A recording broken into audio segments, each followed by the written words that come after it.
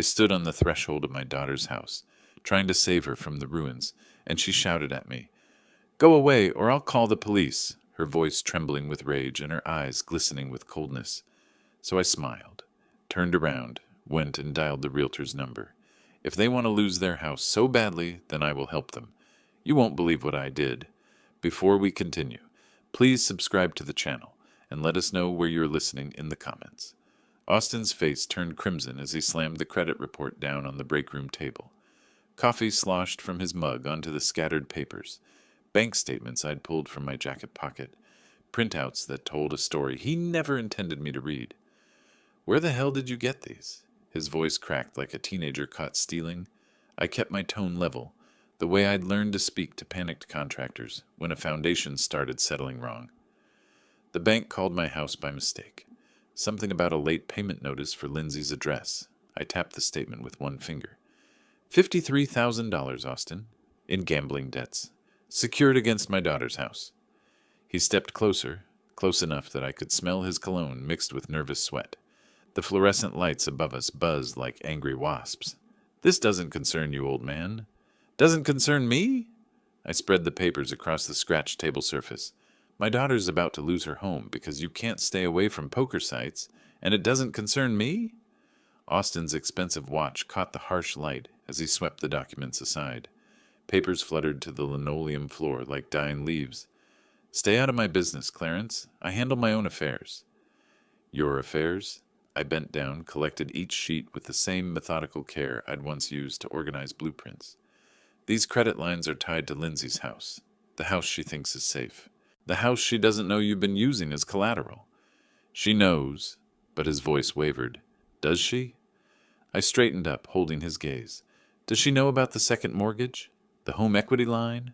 The loan against her 401k?" Austin turned away, staring at the vending machine humming in the corner. His shoulders tensed under his pressed shirt. "I'm handling it." "By borrowing more?" I pulled out my phone, showed him the screenshot I'd taken of his latest credit application. "This one's for $30,000, against the same house." He spun around, snatched at my phone. I pulled it back, but not before I saw something flash across his face. Not just anger, but fear. Real fear. "You don't understand," he said, but the fight was draining out of his voice. "I had a system. It was working." "Your system is about to cost my daughter her home." "Your daughter?" Austin laughed, but it sounded hollow in the small room. "She's my wife, Clarence. Has been for 3 years. Time you figured that out." I slipped my phone back into my jacket pocket. Around us, the break room felt smaller, the walls pressing in. A half-eaten sandwich sat, abandoned on the counter, curling at the edges. "I built that house's equity," I said quietly. 30 years of overtime shifts. 30 years of choosing mortgage payments over new clothes, over vacations, over everything else. And you're gambling it away. I didn't ask for your help then, and I don't need it now. Austin grabbed his coffee mug, knuckles white against the ceramic. "Stay out of my business, or what?" He set the mug down hard enough to crack it. Coffee seeped across the table toward my recovered papers. "Just stay out." I folded the damp documents, slipped them back into my jacket. Austin stood there, breathing hard like he'd just run a mile. The vending machine cycled off, leaving us in sudden quiet.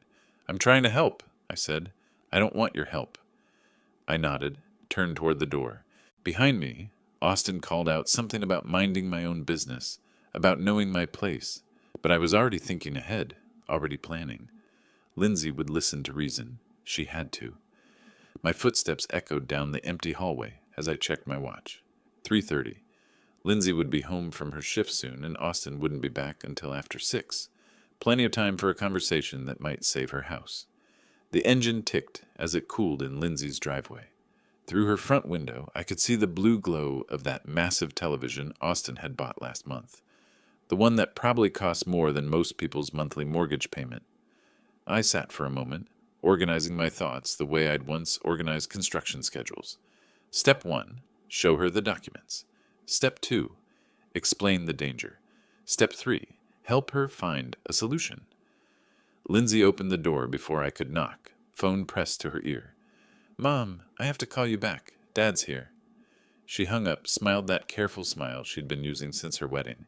This is unexpected. We need to talk.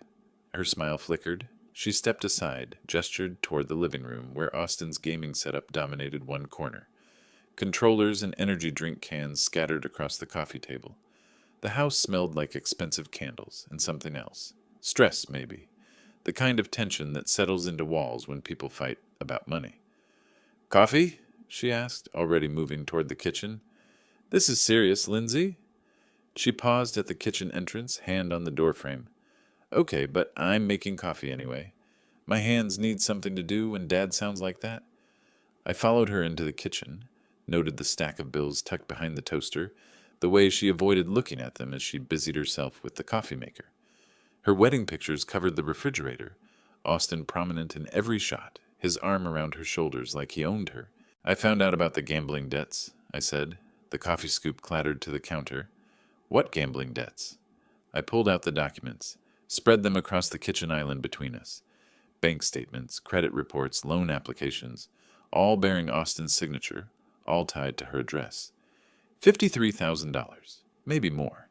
He's been using your house as collateral. Lindsay's face went white, then pink, then red. That's impossible. It's right here. I pointed to the home equity line statement. Second mortgage for $30,000, this credit line for $15,000, and this... No. She swept the papers aside, scattered them across the tile floor. Austin would never do that. He would never risk our house. Lindsay, look at the documents. These are fake. She spun away from me, gripped the counter edge. You made these up. Made them up? I knelt, gathered the papers again. Why would I do that? Because you don't like Austin. You've never liked him. Her voice rose, took on that shrill quality it got when she felt cornered. You want to break us up. I want to save your house. Our house is fine. She whirled around, eyes bright with tears. We make our payments. We've never been late. Because you don't know about these other payments. I held up the gambling site statements I'd printed. $2,300 last month. $1,500 the month before. Where do you think that money comes from? Lindsay pressed her hands over her ears. Stop it. He's borrowed against everything you own. Your car, your retirement, your house. Stop it! She lunged for her phone on the counter. Austin loves me. He would never hurt me. You're lying. I stood slowly, my knees protesting. Around us, the kitchen felt fragile somehow, like a stage set that might collapse if anyone spoke too loudly. I'm not lying, sweetheart. Don't call me that. Her fingers trembled as she scrolled through her contacts. Don't you dare call me that. Lindsay, get out. The words came out strangled, desperate. Get out of my house right now. Your house? I looked around at Austin's expensive purchases, at the bills she wouldn't read, at the wedding pictures where I barely appeared. This house I helped you buy, the one I co-signed for? Get out! She raised the phone like a weapon. Get out, or I'll call the police and tell them you're harassing us. Something cold settled in my chest. Not hurt. I'd moved past hurt somewhere between the coffee maker and her covering her ears. This was something else. Something clearer. I smiled. Lindsay blinked, confused by the expression. She'd expected anger, maybe pleading. Instead, I collected my papers with the same methodical care I'd shown in Austin's break room. Each document folded precisely, slipped into my jacket pocket. You'll call the police, I said quietly. Yes, I will. But uncertainty flickered across her face. On your father, who's trying to save your house. You're not trying to save anything. You're trying to ruin my marriage. I walked toward the door, paused in the kitchen entrance. Behind me, Lindsay clutched her phone like a lifeline. I hope Austin's worth it, I said. He is. I hope the house is too. I let myself out, walked slowly to my car. Lindsay appeared in the front window, phone still pressed to her ear. Probably calling Austin, warning him about crazy dad and his fake documents. The engine started on the first try. Reliable, like everything else in my life used to be. As I backed out of the driveway, I caught Lindsay watching from behind her expensive curtains. She looked small in that big window, surrounded by all of Austin's purchases. My little girl who used to help me balance the checkbook, who used to trust me with everything. I drove home slowly, planning my next conversation. This one would be with someone who understood the value of documentation, someone who appreciated the legal weight of a cosigner's signature. My house felt unnaturally quiet after Lindsay's kitchen drama. I set my keys in the small wooden bowl by the door, the one Lindsay had made in seventh grade woodshop, and moved through rooms that suddenly seemed too large for one person. The coffee maker gurgled to life with the kind of reliable precision that used to define my whole world. While it brewed, I stood at the kitchen sink, staring out at my small garden. February in Florida meant the citrus trees were heavy with fruit I'd probably eat alone. Everything I'd built here, everything I'd maintained, felt hollow now, like constructing a building only to discover the tenants had moved out without notice. The coffee was strong and black, the way I'd learned to drink it during those early mortgage years when cream was a luxury we couldn't afford. I carried the mug to my living room, settled into the recliner that had been my father's, and let the memories surface. 1994. Lindsay was 7, all gap-toothed smiles and endless questions about why Daddy had to work so many nights. I'd taken a second job at the concrete plant, mixing foundations until my back screamed and my hands cracked from the lime. 12-hour shifts at the engineering firm, then 6 more hours pouring concrete. 18 hours a day so we could make that mortgage payment 3 days early every month. "Why do you pay extra, Daddy?" Lindsay had asked once, sitting on my lap while I filled out the payment stub by hand. Her small finger traced the numbers I'd written, always $50 more than required. "Because the bank charges interest every month," I'd explained. "If we pay extra toward the principal, we save money later." She'd nodded solemnly like she understood compound interest at age 7. "So we'll own the house faster." "That's right, sweetheart. So it'll really be ours." The memory tasted bitter now, mixed with coffee and 30 years of irony. I'd scrimped and saved and calculated every extra payment, thinking I was securing her future, teaching her the value of ownership, of building equity instead of throwing money away on rent. I remembered the year we couldn't afford a vacation because the water heater died. Lindsay had cried about missing the class trip to Disney World, while I spent our vacation fund on plumbing repairs. "It's our house," I told her. "When you own something, you take care of it." But she'd forgotten that lesson somewhere between her wedding dress fittings and Austin's promises. Forgotten the nights I'd eaten peanut butter sandwiches for dinner so she could have fresh fruit in her lunchbox. Forgotten the overtime hours that paid for her college, her car, her wedding. Austin had never worked overtime in his life, never calculated mortgage payments or balanced a checkbook, or chosen between groceries and gasoline. Austin lived in a world where money appeared when needed, where consequences were abstract concepts that happened to other people, and Lindsay had chosen that world over mine. My coffee had grown cold while I'd been remembering. I set the mug on the side table, next to the photo of Lindsay at her high school graduation. She'd been so proud that day, so excited about starting college debt-free because her careful father had been planning and saving since she was 7 years old. "I did it all for her," I said aloud, my voice strange in the quiet house. But that wasn't entirely true anymore, was it? She'd made her choice when she told me to leave, when she chose Austin's lies over my documentation, when she threatened to call the police on her own father. Now I had a different choice to make. I could walk away, let Austin's gambling addiction destroy everything I'd built, let them lose the house I'd worked 18-hour days to secure. Let 30 years of sacrifice evaporate because my daughter preferred comfortable lies to uncomfortable truths, or I could fight back. Not as a father trying to save his ungrateful child, not as a grandfather worried about future grandchildren having a stable home. Those motivations had died in Lindsay's kitchen when she covered her ears and called me a liar. I could fight as someone who'd been cheated, someone whose 30 years of equity was about to disappear into Austin's poker addiction. Someone who'd been dismissed and disrespected and told his opinion didn't matter. The house settled around me with small creaks in size. Everything here was paid for, maintained, organized. Proof that careful planning and steady effort created lasting value. Austin's philosophy was the opposite. Borrow against tomorrow to pay for today's pleasures. Time to see which philosophy survived a real test. I stood up, stretched muscles that remembered lifting concrete bags and crawling under houses to check foundations. My body might be older, but my mind still worked like an engineer's. problem identification, resource assessment, solution implementation. Austin and Lindsay thought they held all the cards because they had possession of the house. They'd forgotten about the documents I'd signed 30 years ago, documents that made me more than just a concerned father. I needed to review those papers, refresh my memory about exactly what rights I'd retained when I'd helped them buy their dream home. My filing cabinet waited in the home office, organized with the same precision I'd once brought to construction projects. Somewhere in those folders was the legal foundation for my next move. My filing system had saved me countless hours over the years. Everything alphabetized, dated, cross-referenced.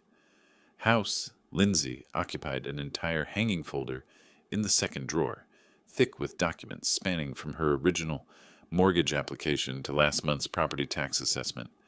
I pulled the folder, spread its contents across my desk under the bright LED lamp I'd installed last year. My reading glasses turned the papers sharp and clear. Loan application, credit reports from 2021, income verification forms, bank statements. And there, buried beneath Lindsay's employment history, the document I'd been looking for. The original mortgage application, both our signatures at the bottom, Lindsay's careful script next to my engineer's precision printing. But it was the section above our names that made me smile for the second time that day. Co-applicant, Clarence Brooks. Social Security number. Redacted relationship to primary applicant. Father co-signer, financial responsibility. Joint and several liability for full loan amount.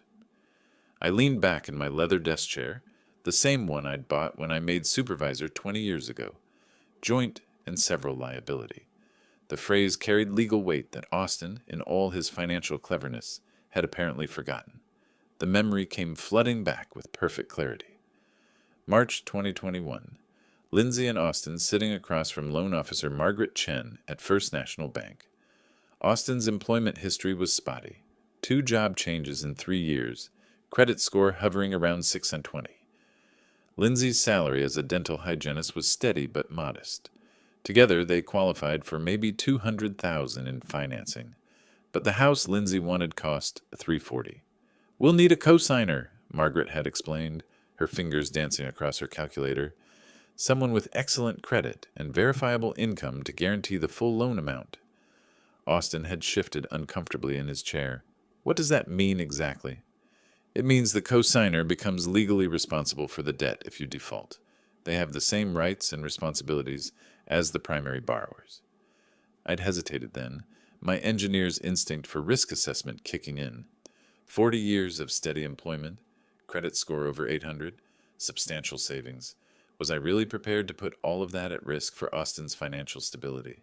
But Lindsay had looked at me with those eyes that had melted my resolve since she was 7 years old. "Please, Dad, we'll never miss a payment, I promise. You understand," Margaret had continued, "that as co-applicant, Mr. Brooks, you'll have legal standing regarding any major decisions about the property. Refinancing, home equity loans, even sale of the home would require your consent or participation." Austin had nodded quickly, eager to move past the legal technicalities to the fun part of house shopping. Lindsay had squeezed my hand, and I'd signed my name, thinking I was helping my daughter achieve the American dream. Now, 4 years later, with Austin's gambling debts secured against my co-signed property, those legal technicalities were looking remarkably useful. I pulled out a magnifying glass, read the fine print I'd skimmed past in 2021. The language was dense, loaded with legal terminology that would have made my head spin if I hadn't spent 40 years reading construction contracts. But one section stood out like a beacon. In the event of financial distress, default, or dispute regarding property use or disposal, all co-applicants retain equal legal standing to initiate protective measures, including but not limited to foreclosure proceedings, forced sale, or transfer of title. Forced sale. I set the document down, stared at my reflection in the dark window. Austin and Lindsay could threaten to call the police on a concerned father, but they couldn't dismiss a legal co-owner who discovered his investment was being gambled away without his consent. I pulled out my phone, scrolled to my contacts, found the number I'd saved 3 years ago when I'd helped Lindsay understand property taxes. Richard Chen, Margaret's brother, a real estate attorney who specialized in family property disputes. Tomorrow I'd make some calls. Not as a father trying to save his ungrateful daughter from her gambling husband, not as a grandfather worried about future family stability, as a co-owner protecting his investment. Austin thought he was clever, borrowing against property he didn't fully understand. Lindsay thought she could dismiss me because I was just dad, easily ignored when his opinions became inconvenient. They'd both forgotten the most important rule I'd learned in construction. Always check the foundation before you start building. And in this case, their foundation had my name all over it. I carefully returned each document to its proper place in the folder, slipped the folder back into its alphabetized position. Everything organized, everything documented, everything ready for the next phase. Phase 1 had been discovery and confrontation. Phase 2 had been attempting reconciliation. Both had failed because Austin and Lindsay were operating from emotion and denial rather than facts and legal reality. Phase 3 would be different. Phase 3 would involve people who understood the language of contracts and property law, people who wouldn't cover their ears when presented with inconvenient truths. I turned off the desk lamp, left my office in perfect order. Tomorrow would bring new conversations with new players. Tonight, for the first time since I'd discovered Austin's gambling debts, I felt like I might actually win this fight. After all, I'd been building foundations my whole life. I knew how to make things crumble when the support structure was compromised. And Austin's house of cards was about to discover just how solid my foundation really was.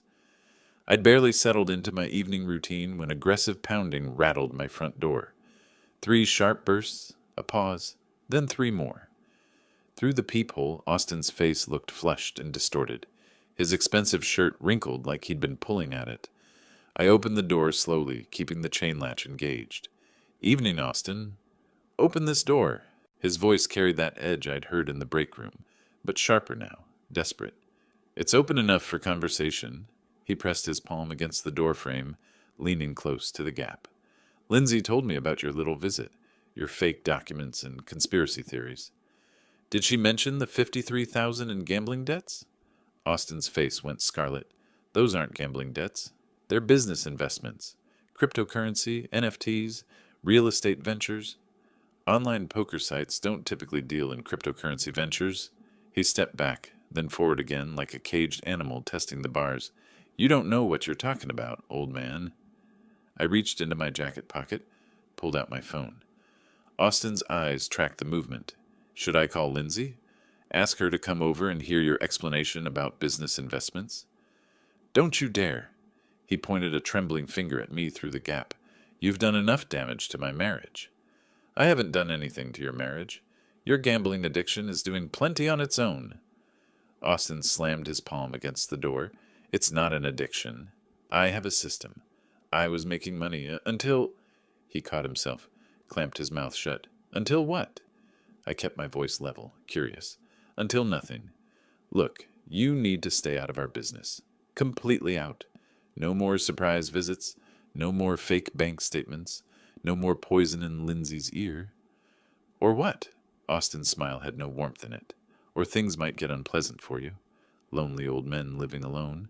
Accidents happen." I studied his face through the narrow gap. Sweat beaded on his forehead despite the February chill.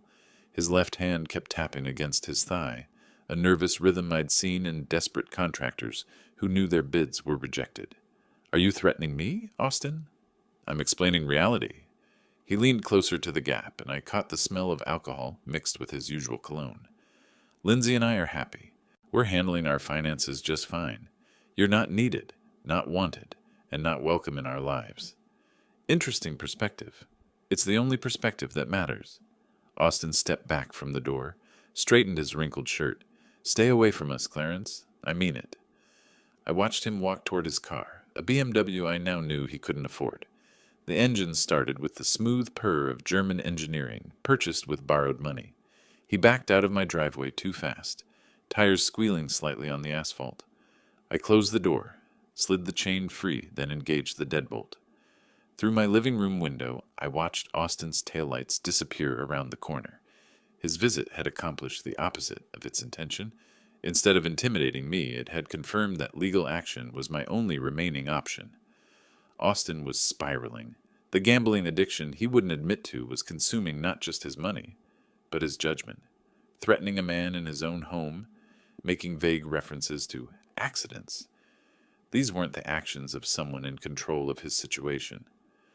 I picked up my phone, scrolled through my contacts until I found the number I'd saved earlier.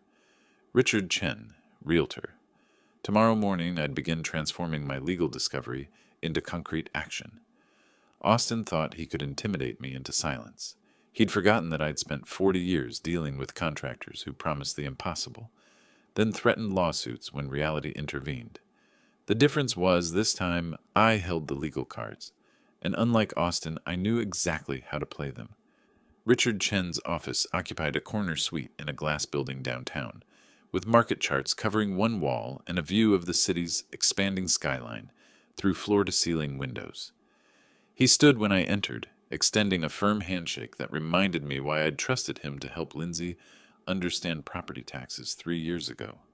"Clarence, good to see you again, though I suspect this isn't a social call. I need a current market analysis." I settled into the leather chair across from his desk, pulled out the folder containing Lindsay's property information. "This address, full comparative market analysis, current conditions." Richard opened his laptop, began typing. "This is your daughter's place, isn't it? The one we worked on tax assessments for?" "It is." His fingers paused over the keyboard. "Everything okay with the family?" "Let's focus on the numbers first." Richard nodded, returned to his screen. I watched him work, the same methodical approach that had impressed me during our previous dealings. Charts appeared, neighborhood comparisons, recent sales data. After 20 minutes, he leaned back. "In this market, you're looking at 460,000, maybe 470 with the right buyer. The neighborhood's appreciated significantly since 2021. I made notes in my pocket notebook. Original purchase price was 340. Nice equity buildup. Current mortgage balance would be what? Around 280? 293, plus the additional 53,000 Austins borrowed against it.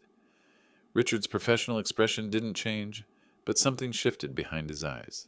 Additional borrowing, home equity line, multiple credit lines, all secured by the property. I see. Richard closed his laptop, leaned forward slightly. "Clarence, are we talking about a forced sale situation?" "We're talking about a legal partition action. I'm a co-signer on the original mortgage." Understanding dawned across Richard's face. Co-applicant rights. That changes everything. He reopened his laptop, pulled up different screens. Partition suits typically result in court-ordered sales. Timeline varies, but buyers know it's a motivated seller situation. Meaning you're looking at quick sale pricing, 420, 430 range. Still substantial equity, but not maximum value. I calculated quickly. 420 minus 293 in original mortgage, minus 53 in Austin's debts, minus legal fees and real estate commissions. Roughly 70,000 net proceeds, split between the parties according to their ownership percentage. Which brings us to my next appointment. Richard handed me his business card, wrote a phone number on the back. "That's my direct line. When you're ready to move forward, call me first. Partition sales require special handling." I shook his hand again, left his office with clarity about the financial landscape. Now I needed legal clarity about the procedural landscape. Donald Kessler's law office felt different. Darker wood, heavier furniture, walls lined with legal volumes that looked actually used rather than decorative. Donald himself was younger than I'd expected, maybe 45, with the careful precision of movement that came from courtroom experience. "Partition actions aren't common in family situations," he said after reviewing my documents. "Usually we see them in business disputes or inherited property conflicts." "What's the difference?" "Emotional complexity. Business partners might hate each other, but they understand spreadsheets. Family members, well, they take everything personally." Donald spread my mortgage papers across his conference table. "As co-applicant, you have more rights than you might think. You're not just a co-signer who guaranteed the debt. You're a legal co-owner of the property." "Meaning?" "Meaning Austin and Lindsay can't make unilateral decisions about refinancing, additional borrowing, or sale without your consent. They've already violated that with these gambling debts." Donald pointed to specific clauses in the loan documents. Florida law provides remedies for co-owners who can't agree on property use. Partition by sale is the nuclear option, forces a sale through court order, divides proceeds according to ownership percentages. Timeline? 30 to 90 days, depending on court schedule and whether they contest. Filing the petition starts a clock they can't stop. I made more notes, asked about costs, procedures, potential complications. Donald answered each question with the thoroughness I appreciated in competent professionals. "One warning," he said as we concluded. "Once you file, there's no going back. This will permanently damage your relationship with your daughter." I thought about Lindsay's threat to call police, about Austin's visit to my home, about 30 years of mortgage payments being gambled away. "I think that relationship is already damaged beyond repair." Donald nodded, began preparing paperwork. "We'll file first thing Monday morning." I drove home through afternoon traffic, my mind organizing the next phase like a construction project. Foundation complete, legal research finished, materials ordered, professionals engaged, permits pulled, court filing scheduled. Now came the hard part, construction phase, where careful planning met unpredictable reality. But unlike construction projects, this one had a guaranteed outcome. Austin and Lindsay would learn that legal documents weren't suggestions, and co-signers weren't just financial ornaments. They'd learn that some foundations couldn't be shaken, even when everything built on top of them was crumbling. Monday morning arrived gray and cold, the kind of February day that made Florida feel almost like winter. I dressed carefully, my good suit, the navy one I'd worn to Lindsay's wedding, along with the tie she'd given me last Father's Day.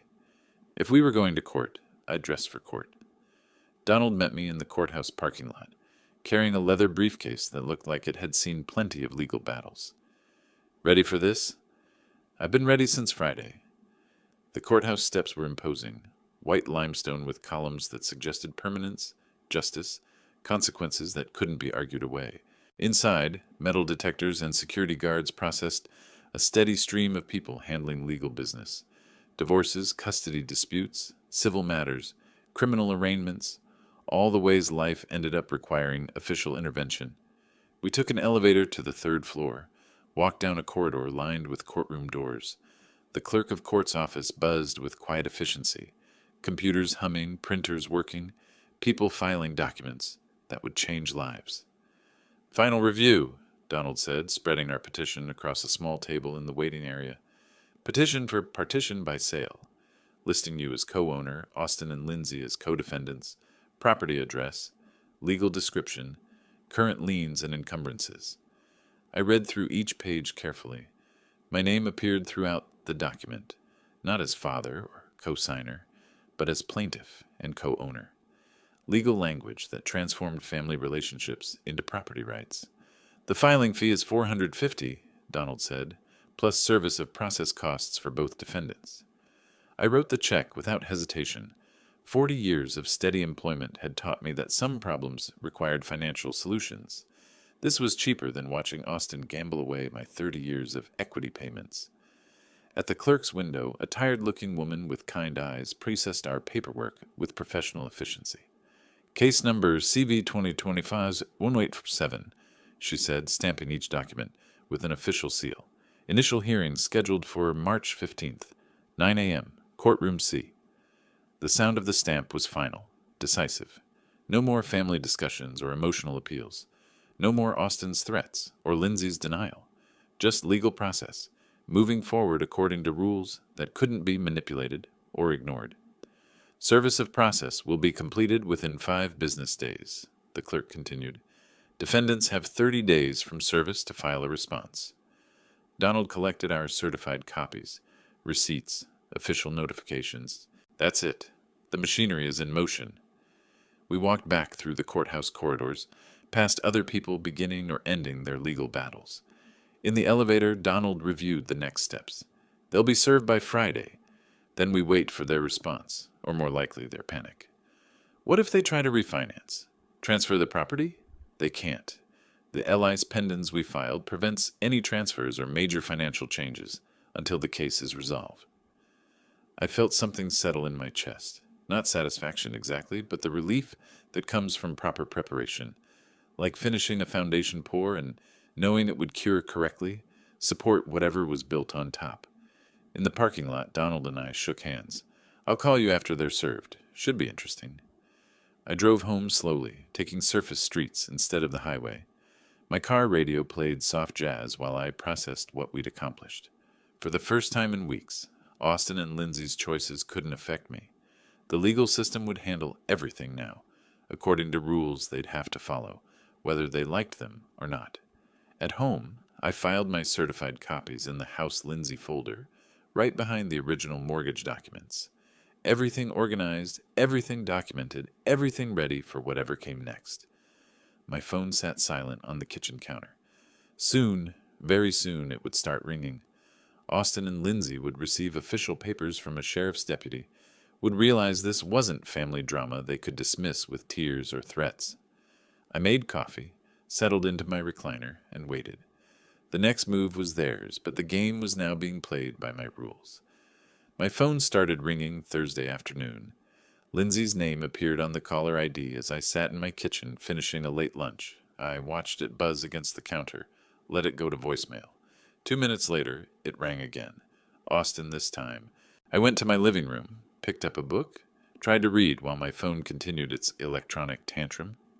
By evening, I had 7 missed calls and 3 voicemails. The first message was Lindsay, her voice shaking. "Dad, please call me back. We got some papers today and I don't understand what's happening. Please just call me." Austin's message came an hour later. "What kind of game are you playing, old man? You think you can scare us with legal papers? This is family business, not some courtroom drama." The third message, Lindsay again, tears evident in her voice.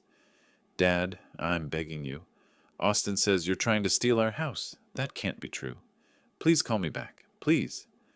I deleted all 3 messages without returning the calls. Friday brought a text message marathon. Austin started early. "This lawsuit is ridiculous. No judge will side with you over family." Lindsay's texts were longer, more desperate. "Dad, I know we had a fight, but this is too far. Can't we work this out? I love you, but I love Austin too. Please don't make me choose." By evening, Austin's messages had turned threatening. "You're making a big mistake, bigger than you realize." I showed the text to Donald when he called with confirmation that both defendants had been served. "Standard reaction," he said. "Panic, denial, then anger. What matters is whether they file a response by the deadline. What if they don't? Default judgment.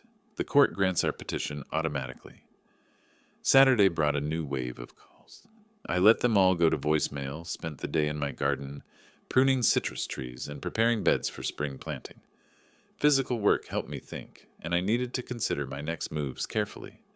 Sunday's voicemail from Lindsay was different, calmer, more calculated.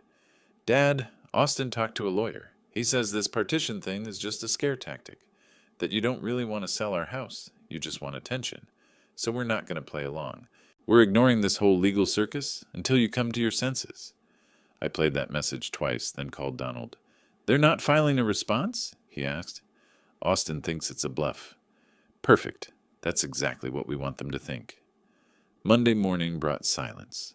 No calls, no texts, no voicemails. Austin and Lindsay had decided to ignore the legal system, confident that family relationships trumped property law. I spent the morning organizing my files, making sure everything was ready for the default hearing. Around noon, I drove to the courthouse and reviewed public records. Sure enough, no response filed by either defendant. That evening, I called Richard to schedule the property appraisal required for court-ordered sale. "They're not contesting?" he asked. "They think it's a family dispute that doesn't require legal response." Richard whistled softly. "That's going to cost them about $100,000 in equity." Tuesday brought one final voicemail from Austin, his voice carrying less conviction than before. "Look, Clarence, maybe we all got a little heated. Why don't you come over for dinner this weekend? We can work this out like family." I deleted the message and made coffee. Outside my kitchen window, my citrus trees were heavy with fruit, oranges and grapefruits that had taken years to mature, requiring patience and consistent care to reach their potential. Austin and Lindsay had made their choice. They decided that legal documents were suggestions, that court deadlines were optional, that property law didn't apply to their situation. In 2 weeks, they'd discover how wrong they were, but by then it would be too late to change their minds. The legal machinery I'd set in motion would complete its work, regardless of their family feelings or desperate last-minute appeals. I'd given them every opportunity to address the problem responsibly. They'd chosen gambling debts over family discussions, threats over honest conversation, denial over legal reality. Now they'd live with the consequences of those choices, whether they understood them or not. Donald's call came Wednesday morning while I was watering my citrus trees. "I need to discuss something with you," he said, his voice carrying the careful tone lawyers use when delivering unwelcome news. "Can you meet me at my office this afternoon?" I arrived at 2 o'clock sharp, found him reviewing a thick file folder. "Partition disputes can get ugly," he began without preamble, "especially when defendants realize they're actually going to lose their property. Austin's already made threats. That's what concerns me." Donald pulled out several case studies, spread them across his desk. Property disputes involving gambling addicts follow predictable patterns. First denial, then anger, then desperate actions. I studied the documents. Police reports, restraining orders, incidents of vandalism and intimidation. You're suggesting I'm in physical danger. I'm suggesting that staying in your current home might not be wise while this plays out. The idea hadn't occurred to me, but as Donald outlined the risks, it made strategic sense. Austin was spiraling, his gambling addiction consuming not just money, but judgment. Cornering desperate people in their own homes rarely ended well. That evening, I drove through apartment complexes near downtown, looking for temporary housing that met my criteria. Month-to-month lease, furnished, good security, reasonable proximity to the courthouse. The Palmetto Gardens complex fit perfectly, modest but clean with coded entry and an office manager who asked no unnecessary questions. "How long do you anticipate staying?" she asked while processing my application. 2 to 3 months, depending on legal proceedings. She nodded professionally, handed me keys to Unit 2B. Utilities included. Parking space 47. I spent Thursday evening packing essentials, clothes for 3 months, legal documents, basic personal items. Everything else stayed behind. The family photos on my mantle, the tools in my garage, the furniture I had accumulated over 40 years of steady employment. All of it would wait for my return, assuming I chose to return. Friday morning, I loaded my truck with 3 suitcases and a box of legal files. Before leaving, I walked through each room of my house, checking windows, adjusting the thermostat, making sure everything was secure. In the kitchen, I stopped mail delivery and set up forwarding to my new address. The house would sit empty but protected, like a foundation waiting for construction to resume. The apartment felt strange after 30 years in my own home. Generic furniture, neutral colors, no history attached to any corner or surface, but it also felt safe, anonymous, removed from the emotional battlefield my family had created. I sat in the unfamiliar living room, looking out at a parking lot instead of my garden, and felt something unexpected: relief. For the first time in weeks, my phone wasn't ringing with threats or emotional manipulation. No one knew where I was, except Donald and Richard, both bound by professional confidentiality. Austin and Lindsay could rage and scheme and threaten all they wanted. They'd be performing for an empty house, their anger echoing through rooms that no longer contained their target. My truck keys sat on the kitchen counter of apartment 2B, ready for whatever came next. The legal machinery would continue its work regardless of where I slept or ate breakfast. Court dates would proceed. Property evaluations would be completed. Sale orders would be executed. The difference was that now I could watch it all unfold, from a position of safety and strategic distance. Austin's gambling addiction was his problem. Lindsay's denial was her choice. The consequences of both were no longer my daily burden to carry. I unpacked my clothes into the apartment's small bedroom dresser, each item representing a practical decision to prioritize my well-being over family chaos. For 40 years, I'd been the responsible one, the reliable one, the one who solved other people's problems. Now I was solving my own problem, and the solution felt surprisingly liberating. From my apartment window, I could see the courthouse's clock tower 6 blocks away. Thursday afternoon, exactly 1 week after my relocation, my phone buzzed with a text from Richard. Appraiser completed evaluation. Report filed with court. Market analysis confirms our projections. 20 minutes later, my phone started ringing. Lindsay's number appeared on the screen, followed immediately by Austin's. I let both calls go to voicemail, made coffee, and waited. The voicemails revealed everything I needed to know. Lindsay, her voice shaking. Dad, someone came to our house today. A man with a clipboard and camera, measuring everything, taking pictures.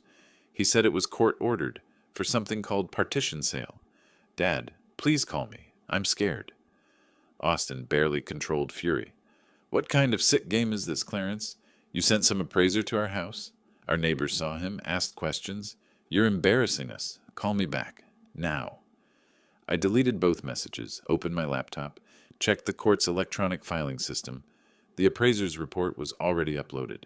$437,000 valuation, with detailed photographs and condition assessments. Professional, thorough, devastating. My phone buzzed again. Text from Lindsay. Dad, please just talk to us. We can work this out. Then Austin. This has gone far enough. Call me or I'm coming to your house. I smiled, knowing he'd find my house empty, my mailbox filling with forwarded correspondence he couldn't intercept. More calls throughout the evening. 7 from Lindsay, 4 from Austin, each voicemail more desperate than the last. Lindsay. Dad, I drove by your house. Your truck isn't there. Where are you? Why won't you talk to me? I know you're angry, but this is too much. Austin. You can't hide forever, old man. I found out appraiser was hired by some law firm. This isn't over. By Friday morning, they'd discovered the legal filing.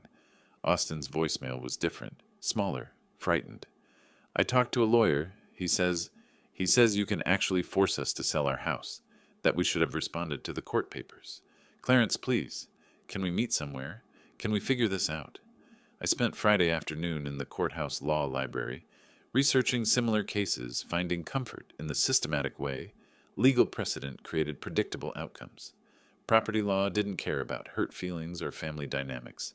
It cared about documents, signatures, ownership percentages, established procedures. Saturday brought a new wave of communication. Emails this time, since I'd stopped answering calls. From Lindsay's email account. Dad, I understand you're angry. Maybe I was wrong to threaten to call police. Maybe Austin has been borrowing too much money. But forcing us to sell our home? This will destroy our credit, our marriage, our future. Please don't do this. From Austin. Look, I admit I have a gambling problem. I'll get help. Gamblers, anonymous, counseling, whatever you want. Just stop this lawsuit. We can pay you back over time. I forwarded both emails to Donald with a brief note. For the file. Sunday evening, my phone rang 15 times. I turned off the ringer, went to bed early. Monday morning brought new developments. Richard called with updates. 3 potential buyers submitted offers over the weekend. All cash, quick closing. The forced sale pricing is attracting serious interest. How much? Highest offer is $425. $10,000 below appraisal, but guaranteed 30-day closing. While I was talking to Richard, my phone buzzed with another call. Austin again. This time, when it went to voicemail, I could hear Lindsay crying in the background. Austin's voice defeated. Clarence, I know you can hear me. We drove around looking for your truck, asked your old neighbors if they knew where you went. No one knows anything. You disappeared like you planned this whole thing. A long pause, then. We're going to lose our house, aren't we? The lawyer says we waited too long to respond, that the court will just take it away from us. 30 days. We have 30 days to find somewhere else to live. Another pause. I'm sorry. Lindsay's sorry, too. We were wrong about everything. The gambling, the threats, telling you to stay away. But please don't make us homeless. We're family. I saved the voicemail, forwarded it to Donald with a note. Evidence of acknowledgement. Family? They'd discovered that word again, now that legal consequences were bearing down on them. Family hadn't mattered when they'd covered their ears and called me a liar. Family hadn't mattered when Austin threatened me in my own home. Family hadn't mattered when Lindsay chose his gambling addiction over my 30 years of sacrifice. But now, facing the loss of their home, suddenly we were family again. The irony was perfect, and perfectly meaningless. Legal proceedings would continue regardless of their newfound appreciation for family relationships. The house would be sold, the proceeds divided according to ownership percentages, and justice would be served through proper channels. I made dinner in my temporary kitchen, watched the courthouse clock tower through my window, and felt the satisfaction that comes from seeing carefully planned strategies produce their intended results. The for sale sign appeared on Tuesday morning. I didn't see it installed. That happened while I was at the bank, depositing a small consulting check from my former employer.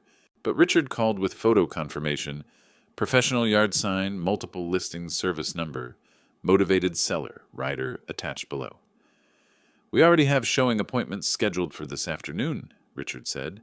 "2 cash buyers, 1 investment group. The below-market pricing is generating serious interest." I asked him to email me the listing photos. My laptop screen filled with images of Lindsay's house.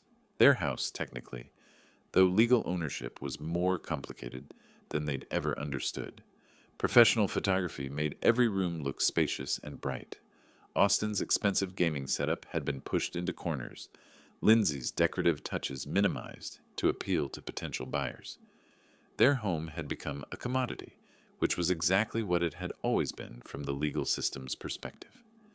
Wednesday brought the official documentation, certified mail to my apartment, notice of partition sale with specific timelines, buyer qualification requirements, and closing procedures. 30 days for current occupants to vacate voluntarily, followed by sheriff's assistance if necessary. I forwarded the documents to Donald, called to confirm next steps. "Everything's proceeding normally," he said. "They haven't filed any motions to delay or contest, which suggests they've finally accepted reality. Or they're planning something desperate. Possibly, but legally there's nothing they can do at this point. The sale will complete regardless of their cooperation." Thursday afternoon, Richard called with updates. We accepted the offer from the cash buyer.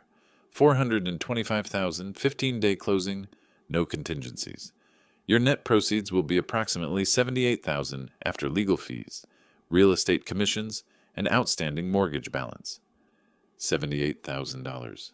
Not a fortune, but substantial compensation for 30 years of mortgage payments on a house I'd never lived in.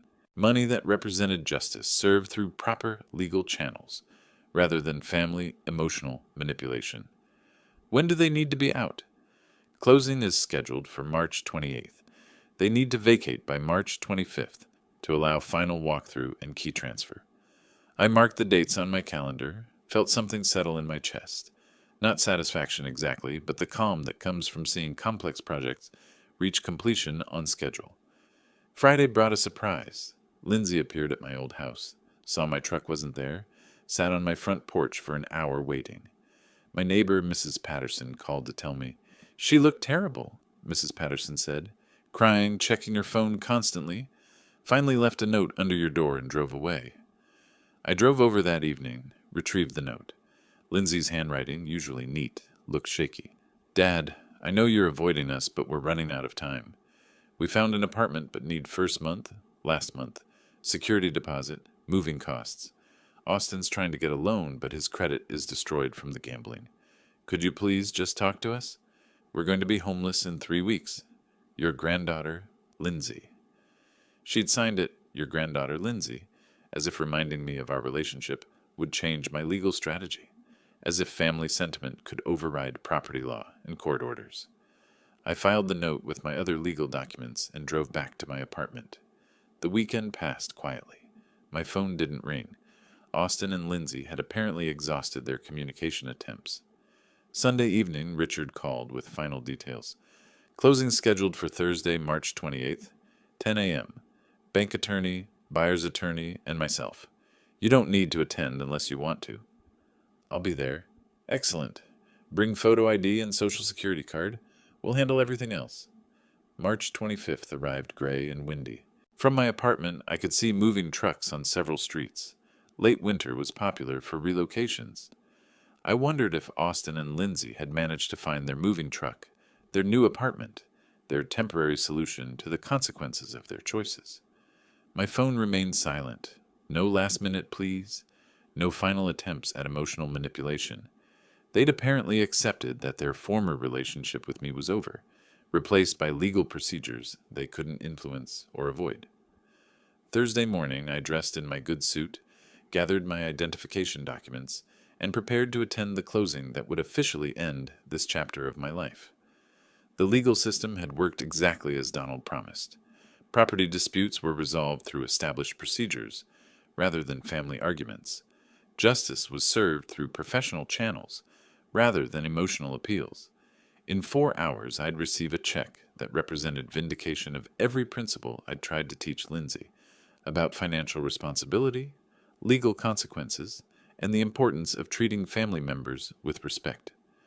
Whether she'd learned those lessons remained to be seen, but the teaching phase was definitely over.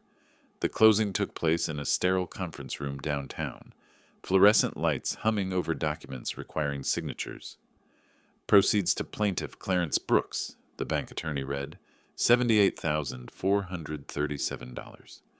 I signed where indicated, watched 40 years of property involvement reduced to electronic transfers and official stamps. By noon, my phone buzzed with bank confirmation of the substantial deposit, more money than I'd seen at once since retirement. Richard shook my hand in the parking lot. "Pleasure working with you, Clarence." Donald was more direct. "Justice served." Back at my apartment, I found a voicemail from Lindsay. "Dad, we moved out yesterday.